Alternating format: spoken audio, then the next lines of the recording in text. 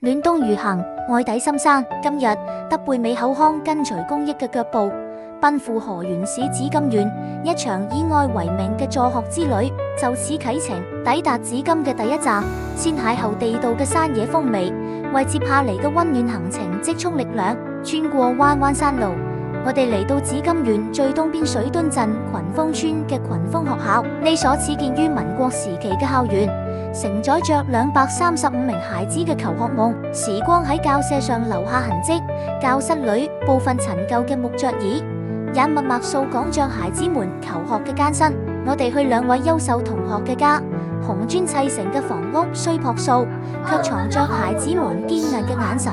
父母遠行，童年與山川為伴，但你睇，獎狀係佢哋為自己鋪的路，係一條用勤力指向遠方嘅路。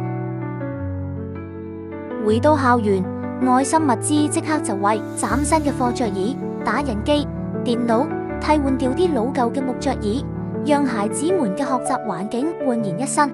迎着朝陽，我哋和小學部師生一同參加升國旗儀式，為每個孩子送上裝滿希望嘅鉛筆和筆記本，願呢份小小嘅心意助力佢哋書寫夢想。操場之上，一場墟冚嘅孟可比賽點燃了冬日活力，大手牽小手，吶喊與歡笑交織。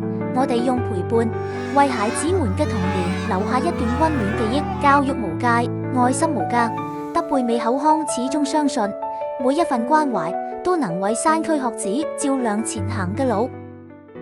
暖冬如行，愛唔落寞，德貝美口腔願以微薄之力守護山區學子嘅求學夢，也願呢份溫暖繼續傳遞。公益助學，我哋一直喺路上。